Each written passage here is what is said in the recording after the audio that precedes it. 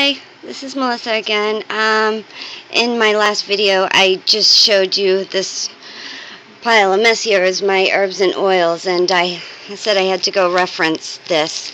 And while I was doing that, I decided, oh geez, I'll just show you my little tiny collection of books that I keep on hand, and growing. Actually, I don't even have them all. Sorry, hold on. Let's see.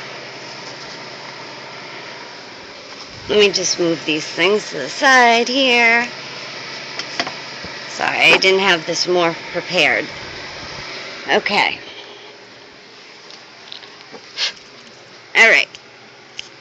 So, here's some things. What connected me at first with getting into witchcraft was I went to school for aesthetics, and there we learned about, aromatherapy, and in the class we also touched upon chakras, and I found it to be fascinating. So, I started in the stones. That's another thing in itself, like right here with the chakras, and I would just found myself being very attracted and being pulled towards the interest of herbs and stones and their metaphysical properties. So that's how it all got started for me. And I always was very spiritual, and communicating with the spirits and by spiritual handwriting and things like that. So when I was going to buy stones, I decided to, get this little first book here, see what everything was about. And so some of my reference materials are, I have several grimoires. I have, these 4, and I got also books on incense and oils and, their medical uses as well as metaphysical,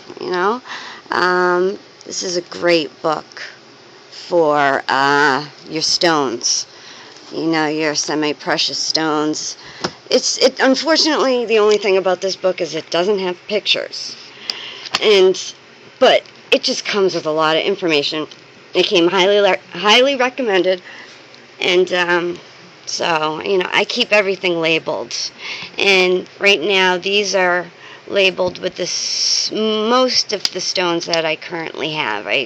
I've acquired some new ones, and I haven't put them in yet, but I will get around to doing that. I'm actually, this is more for coven witches, but I'm a solitary witch. But still, it's a lot of information in that. Magical meditations. That's really nice. I'll read them into a recording and listen to them while I'm trying to meditate. This is something I found just a couple months ago. And, I really like that one. It's a different way of going about doing things that I hadn't done before. And, witchcraft is a lot of learning and experimenting and trying new things and seeing what works for you. This I just got about a month ago. Right now I'm currently trying to figure out who I want to dedicate myself to. And, you have to learn a lot about the background, about which pantheon you want to go through. And right now I currently find myself attracted to the Greek mythology. And, this book is really a great book to learn. You really should know the gods, about them and who they are. And so before I do a true dedication, I do my rituals and see who's attracted to me, who comes to me, and like Hecate. I didn't realize it at the time who it was, but she came to me, and it was the catalyst that was my divine spiritual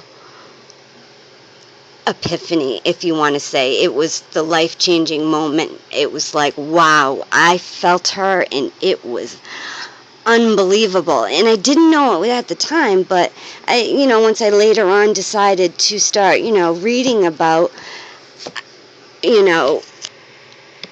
the goddesses and the gods, I realized from the description of her that it was her.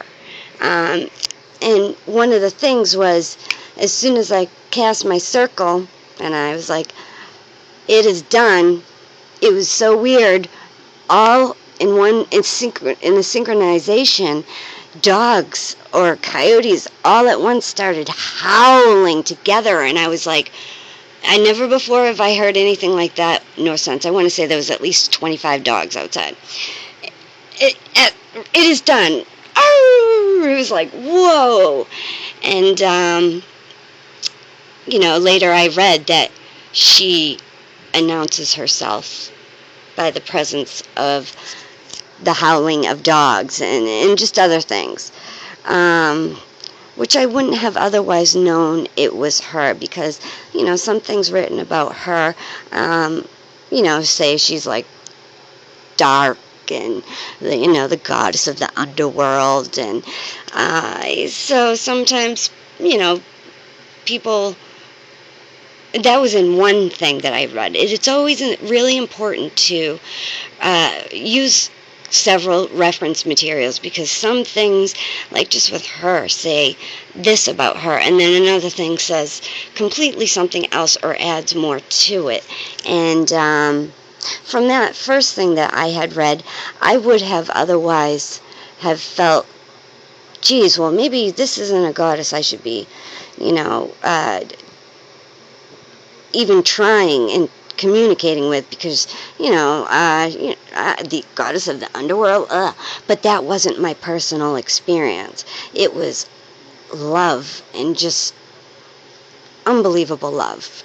And and then I'd later go to other reference materials about her and find that she is not, the goddess of the underworld and the dead spirits. She's so much more than that.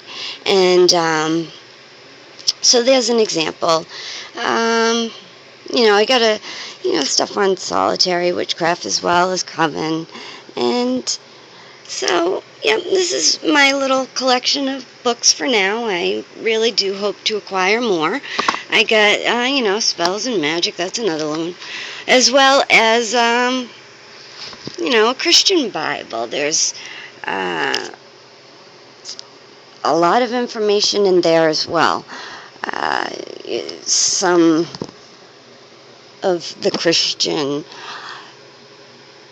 angels and things like that are perfect to call to as well, and try to aid you, like St. Anthony.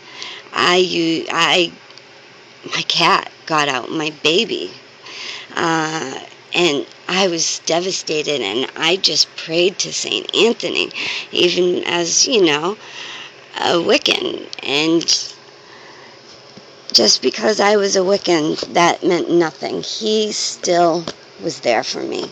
And so, anyways, I just wanted to share that again. Oh, this book right now is the book that I am currently reading, and I recommend this book. This book is phenomenal for everyone, for beginners, for, others who have just been doing this for a while. It's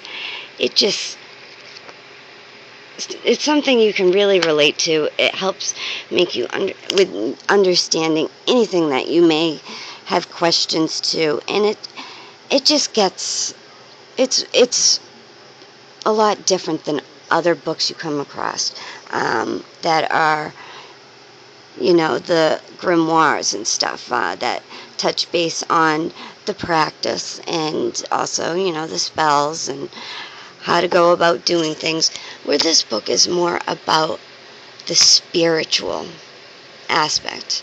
'Cause in witchcraft, it is extremely spiritual, but the thing is, it's so diverse. There is no one way of going about doing things. I mean, there's so many ways. So therefore, that can cause a lot of confusion for those who are just starting or in a coven and may question certain things that happen in their coven. And it just gives a lot of answers to that. If I just show you really quickly.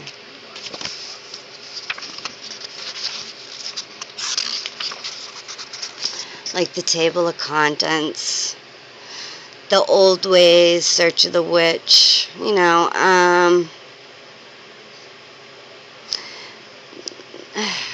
let's see. Well, yeah, as you can see it,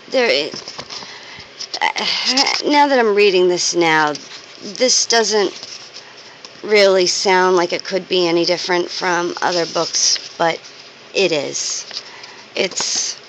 I can't stress that enough. All right, thank you very much, and I'm glad you allowed me to share this with you.